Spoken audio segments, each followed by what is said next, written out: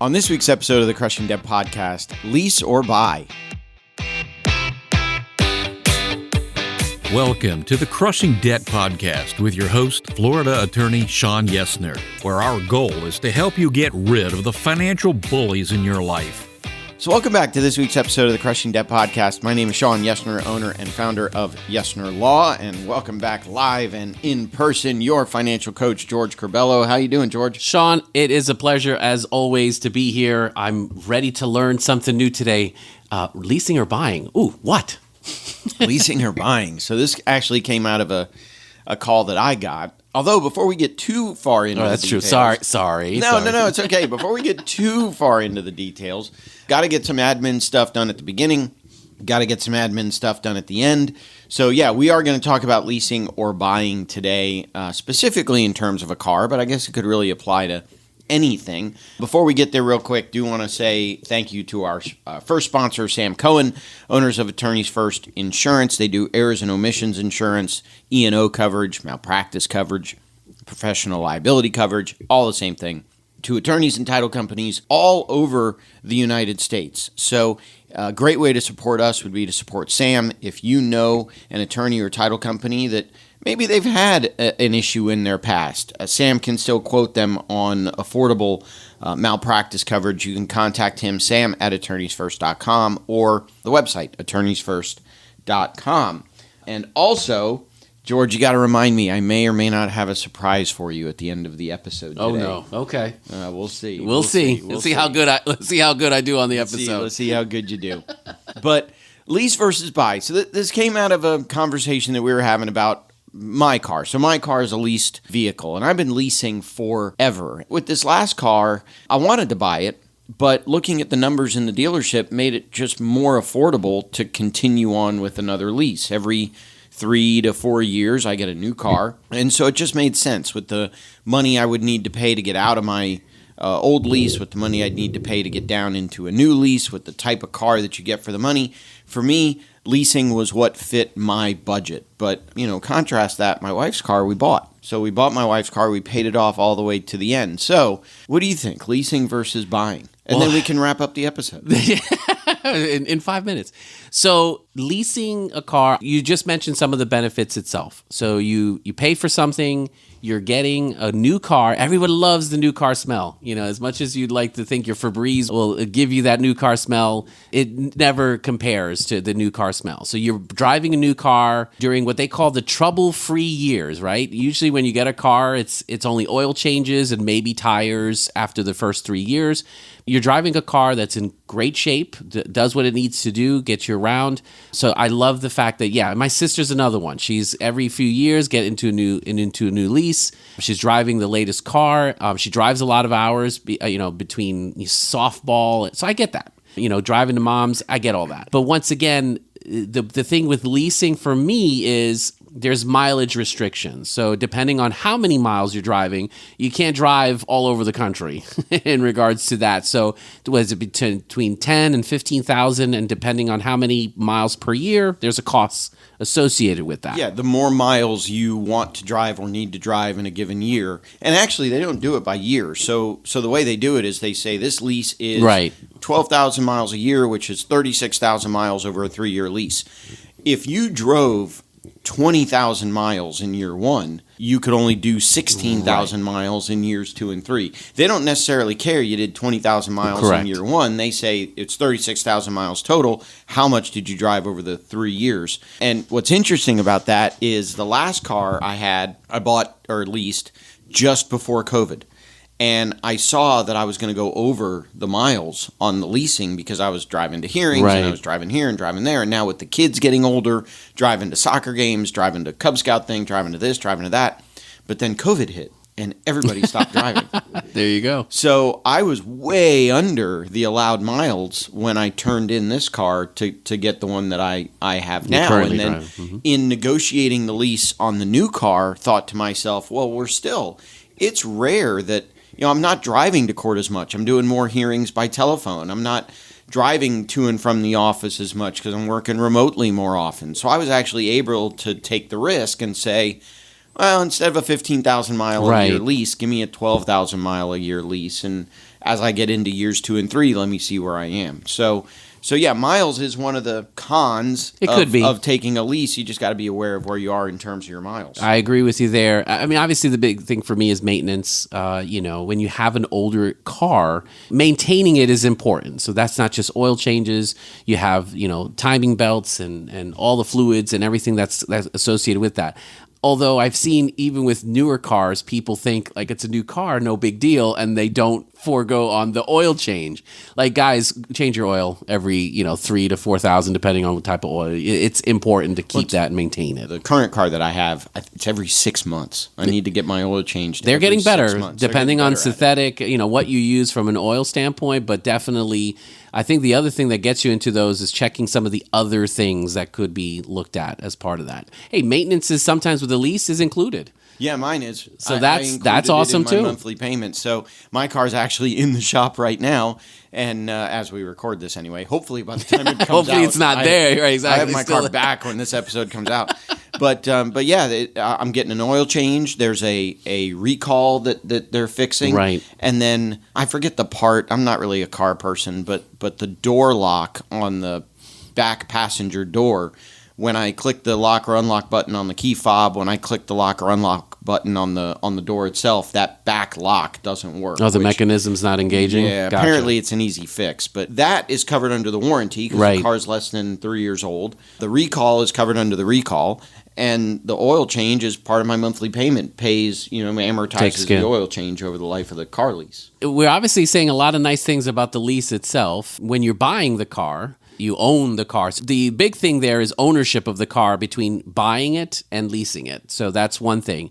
A lot of cars, even when you buy or lease, you can include those maintenance packages, having a lot of that included, so you don't lose that as part of the first few years. When you're leasing, when the lease is up, you give up the car, then you have a decision in regards to what do you want to do next. And there's still costs associated with giving up the lease. It's not just like, hey, take the car and we're good. Sometimes, depending on wear and tear, the condition of the car itself, there may be added costs that are included there too that sometimes we tend to forget when we're giving up the lease. Well, and I've always been lucky. I tend to be fairly loyal to a brand. Mm-hmm. And so I've always been lucky. I know I drove in my last 3 or 4 or 5 cars were all Infinities. Nah. And the current one is a Nissan, which is basically just Same. Infinity. Right. Because I used Infinity financing, Nissan financing, they waived a lot of the wear and tear, a lot of Good. the excess miles. They waived all that because I was re-upping with them on the new lease. And so a lot of times if you're going to go from lease to lease to lease, you should check into that kind of stuff because There's the benefit there. there may be a benefit there. So I pulled up, and I'll link it in the notes, but I pulled up an article on Edmunds.com about should you lease or buy your car.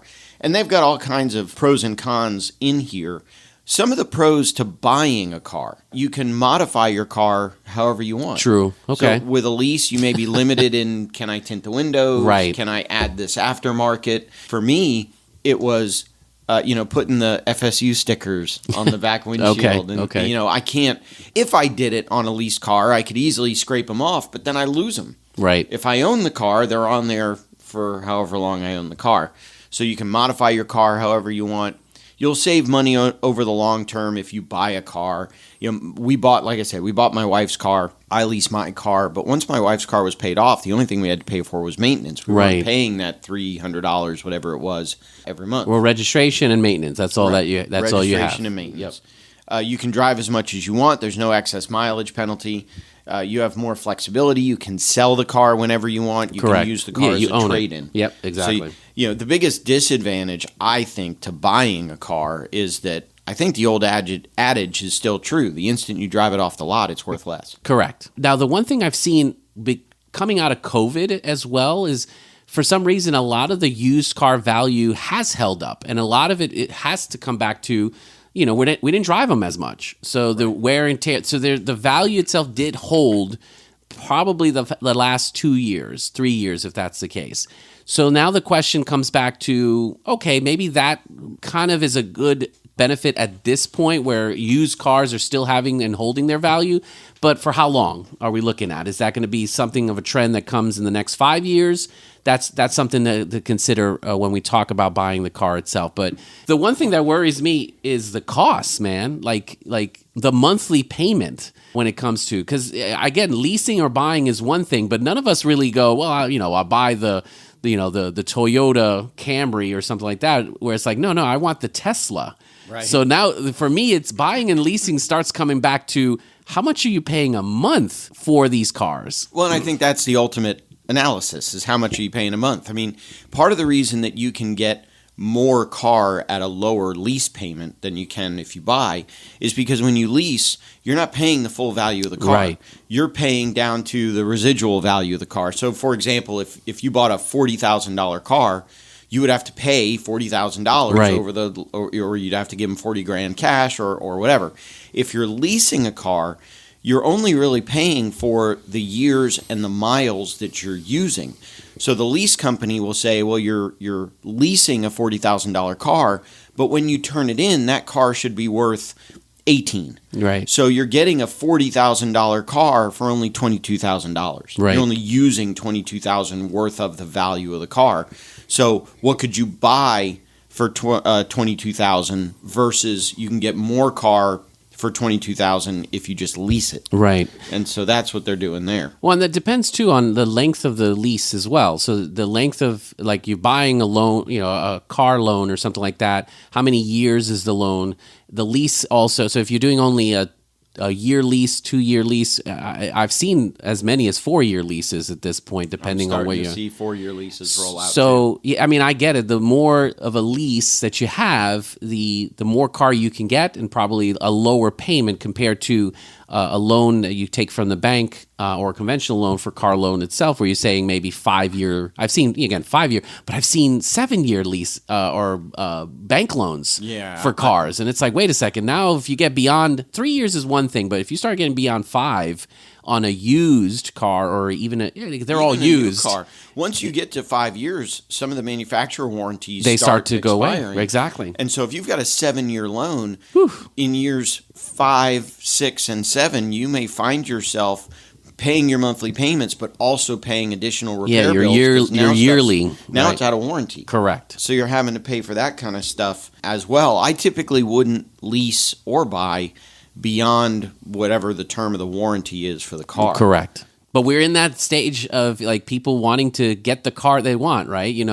You start looking at your Teslas, or you're starting to look at some of the higher end cars.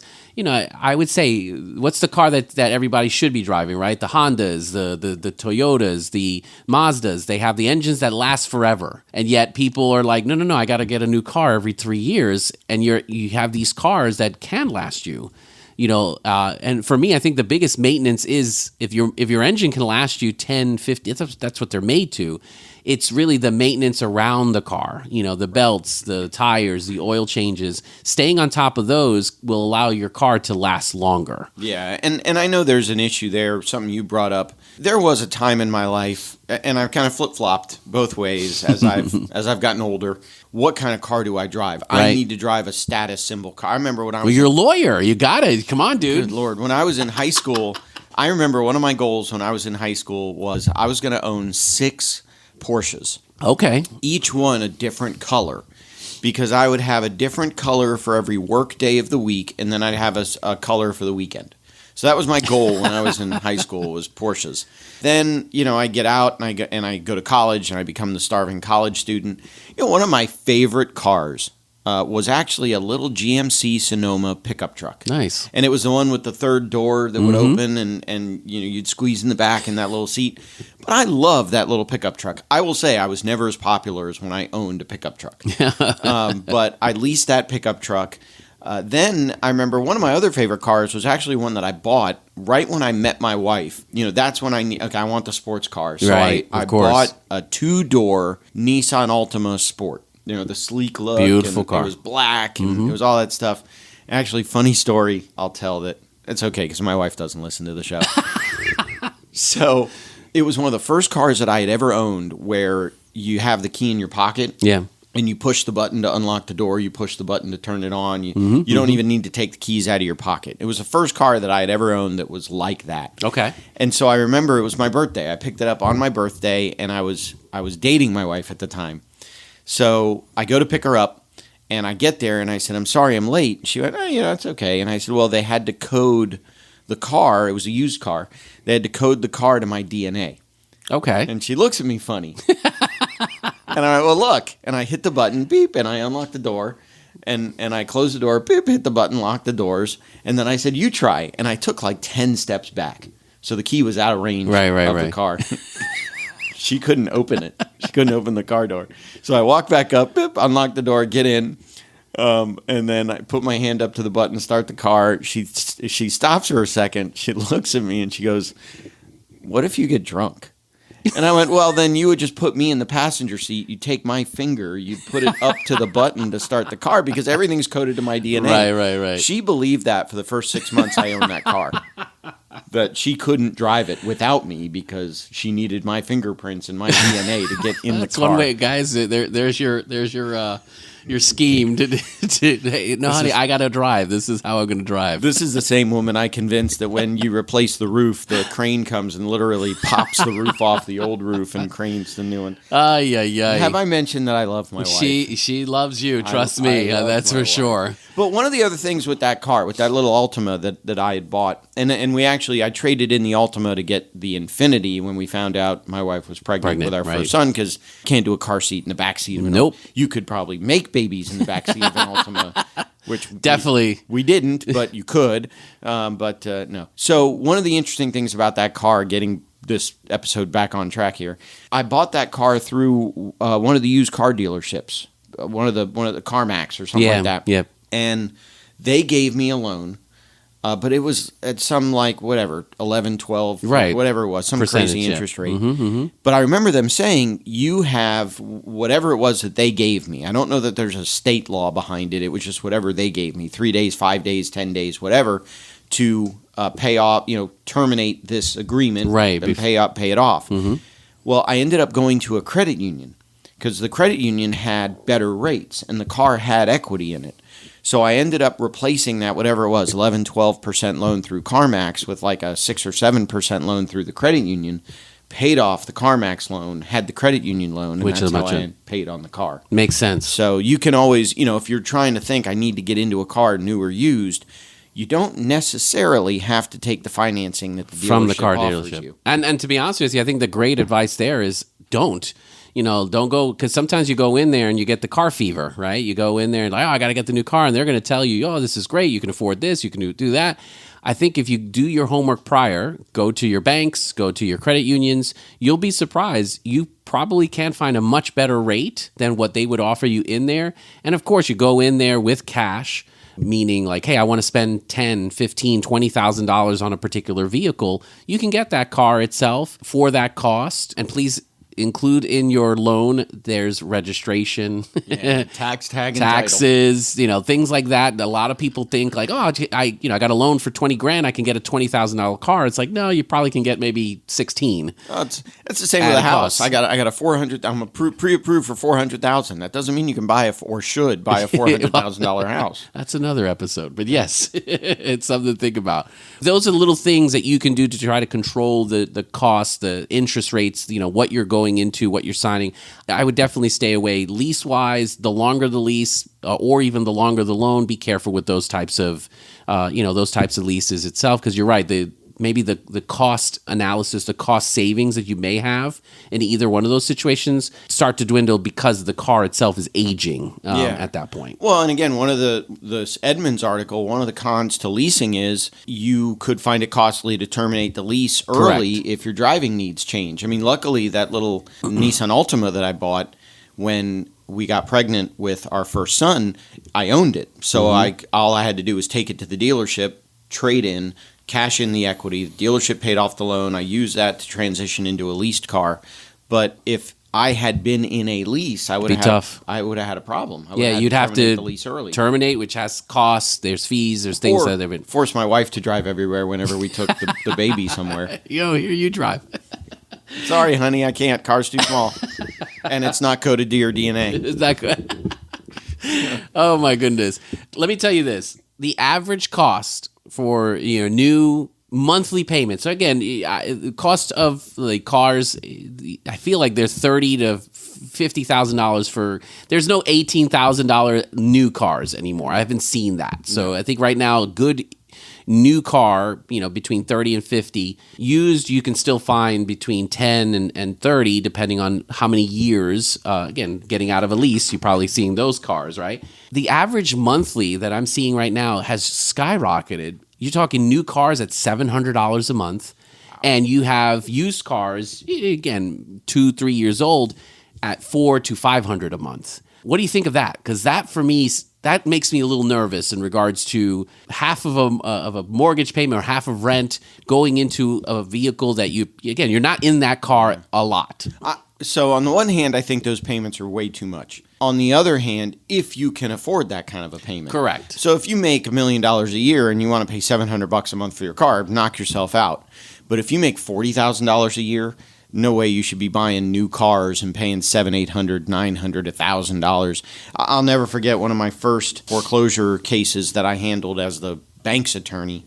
One of the first cases I handled when I switched sides and started defending borrowers and homeowners and whatnot.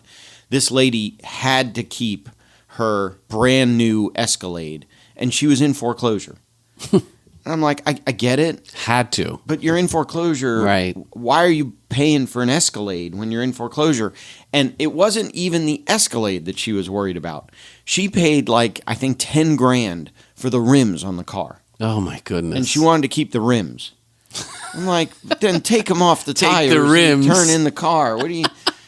Good Lord, $10,000 for rims for an Escalade. And this wasn't a situation where she could afford it. She just wanted to get rid of the house. This was, she couldn't afford the house payments.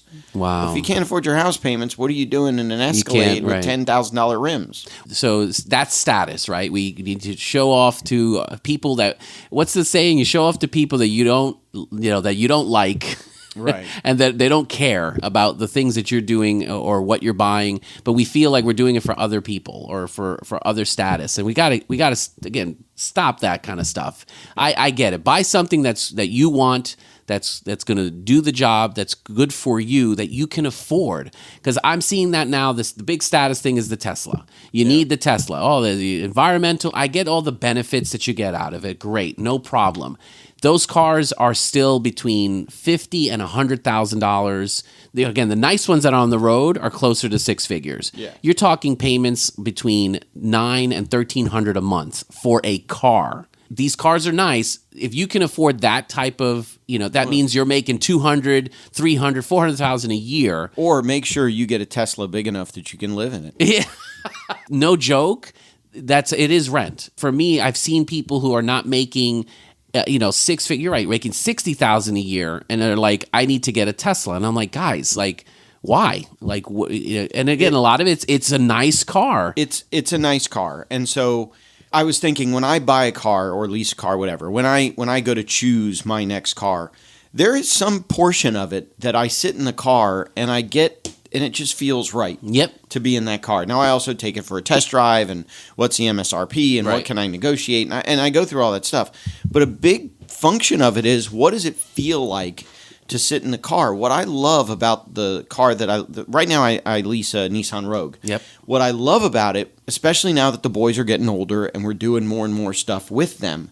So with the Infiniti that I had, I love the Infinitis because I have a huge trunk. Right. But when you put the collapsible wagon, when you put the lawn Yeah. chairs, when you Yeah. put the soccer gear, when you put the Cub Scout gear, when you put the football gear, when you put the... I had no more room in my trunk if I had to go to the grocery store, if I had to go to Right. Costco, if I had to load stuff in. We did the largest networking event in Tampa Bay, and I had to load all the stuff in the car, the collateral stuff for the law firm, the books and the koozies and all that nonsense. Right. I didn't have room in the Infiniti. Even though the Infiniti had a huge trunk, I didn't have room in the Infiniti because of all the other garbage that I kept in there on a regular basis. Now that I've got the Rogue, everything fits in the back. I can have all my soccer gear in the back. I can still go to Costco, fit everything in the back to go home to the grocery store, whatever it is. I can load all the stuff for the networking events and put that in the back of the Rogue. So that was, for me, it wasn't so much I needed a status symbol. It was more, what do you need for what your do I need day-to-day? to get the family around? And that's the thing. As your life changes, those needs change when it comes to the car. I love the fact with a lease, you get to, it does have that flexibility, right? But for me, I still go back to that monthly payment itself, depending on what you're going. But let me tell you, I own old cars, so I don't have car payments. We're in that boat. Yes, I'm one of those weirdos. But I do every year set aside money knowing that there's maintenance that needs to be done. So that means brakes and oil changes and all of those kind of things that are not covered, in a warranty. Those cars are not under warranty, just letting you know right now. They're more than 10 years old. But I didn't intend for this to be a pick on my wife episode, but I had glad her, she doesn't listen. I said to her one day, I said, why do you need to take the car in to rotate the tires? They rotate as you drive down the road. They spin and they rotate as you. Why do you need to take it in for that? And then I told her, next time you take it in, have them check the blinker fluid. He's not a nice guy, guys. I love my wife. Not a I nice do guy. love my wife. Last thing that I would say too, with a lot of your purchasing and all of those kind of things when it comes to car, lease, whatever, your credit score does play into the interest rate. So once again, if you have poor credit or not so good credit or anything in collections, should you be thinking about buying a car? Like, we get it. It's one of those kind of situations that sometimes we need a car out of necessity. I get all those kind of things.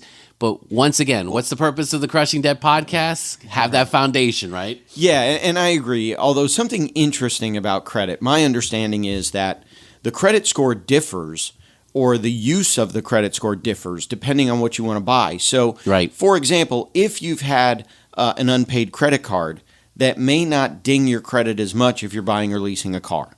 If you've had a foreclosure, that's definitely going to hurt your credit score if you want to buy another house. It may not impact your score as much if you're trying to buy a new car. So true. I agree. We need to make sure that you do want to check your credit report. You do want to make sure that you're getting anything that's inaccurate off your credit report. Make sure you make your payments on time. Do all of that stuff. But also understand, if you've taken a couple hits to your credit, that may not necessarily prevent you from getting a new car. No, I agree. I think a low credit score doesn't not guarantee you getting the loan or getting the support. You'll get the loan. It'll just be a higher interest rate. Right. You're not going to get a 0% interest rate loan. But that commercial says that I could, though. And you walk in, they're like, well, that model is not available. Right. I've heard that a few times. You're just like, okay, we're good. Yeah. But yes, I think from a credit score, have a down payment. So here's the thing, saving for the down payment itself, the more down payment you have for a lease and or buy, lowers your monthly, goes towards the car. So there's a lot of benefit from there. I know a lot of us can go in, can I just go in with zero? No money itself.